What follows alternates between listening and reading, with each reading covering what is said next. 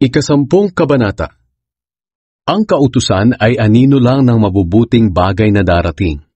Kailanman ay hindi ito nakakapagpabanal sa mga taong lumalapit sa Diyos sa pamamagitan ng mga handog na iniaalay nila taon-taon.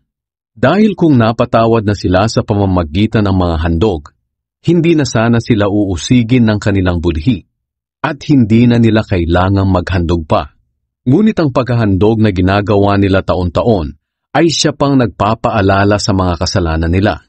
Dahil hindi makapag-aalis ng kasalanan ang dugo ng mga toro at kambing na inihahandog nila. Kaya nga nang dumating si Jesus dito sa mundo, sinabi niya sa kanyang ama, "Hindi mo nagustuhan ang mga handog at kaloob ng mga tao, kaya binigyan mo ako ng katawan na ihahandog ko.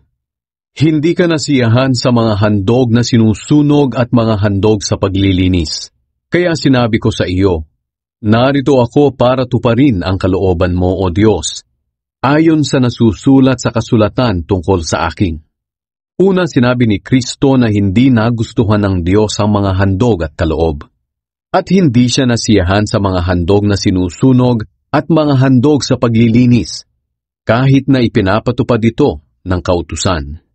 Pagkatapos sinabi niya sa kanyang ama, "Nandito ako para sundin ang kalooban mo." Kaya inalis ng Diyos ang dating paraan ng paghahandog upang palitan ang paghahandog ni Kristo. At dahil sinunod ni Hesukristo ang kalooban ng Diyos, nilinis niya tayo sa mga kasalanan natin sa pamamagitan ng minsang paghahandog ng sarili niya. Naglilingkod ang mga pari araw-araw at paulit-ulit na nag-aalay ng ganoon ding mga handog na hindi naman nakapag-aalis ng kasalanan.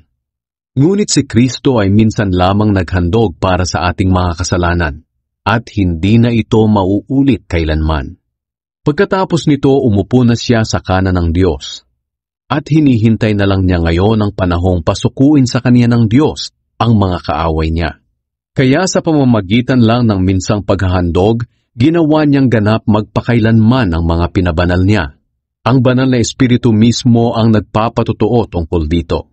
Sapagkat sinabi niya, "Ganito ang bagong kasunduan na gagawin ko sa kanila sa darating na panahon," sabi ng Panginoon. "Ilalagay ko ang aking mga utos sa puso nila at itatanim ko ang mga ito sa kanilang isipan." Dagdag pa niya, "Tuluyan ko nang lilimutin ang mga kasalanan at kasamaan nila. At dahil napatawad na ang mga kasalanan natin, hindi na natin kailangan pang maghandog para sa ating mga kasalanan." Lumapit tayo sa Diyos.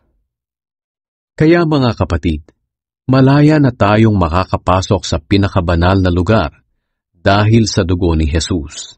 Sa pamamagitan ng paghahandog ng kanyang katawan, binuksan niya para sa atin ang bagong daan patungo sa pinakabanal na lugar na nasa kabila ng tabing.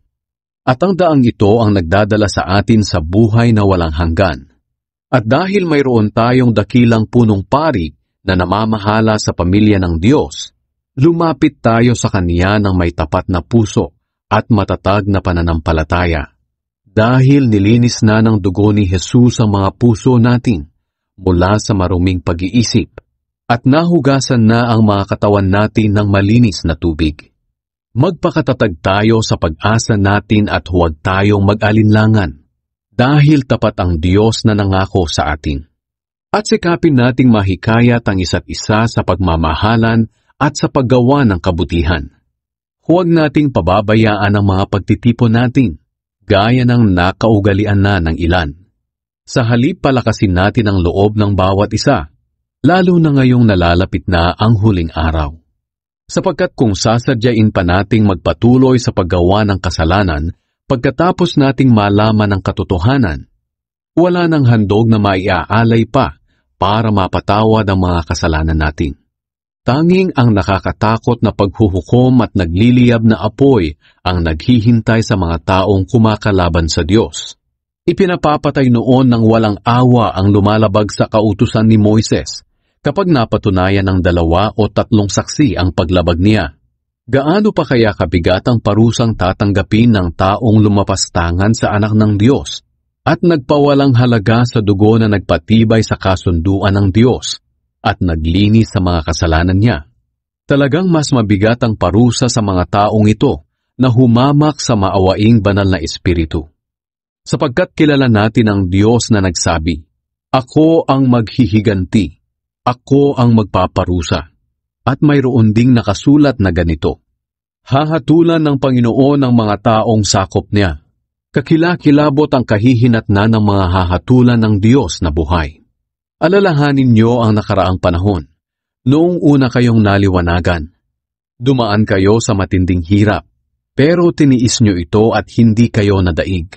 Kung minsan inaalipusta kayo at pinag-uusig sa harapan ng mga tao, at kung minsan na may dinadamayan niyo ang mga kapatid na dumaranas ng ganitong pagsubok, dinadamayan niyo ang mga kapatid na nakabilanggo, at kahit inagawan kayo ng mga ari-arian, tiniis niyo ito ng may kagalakan, dahil alam ninyong mayroon kayong mas mabuting kayamanan na hindi mawawala kailanman.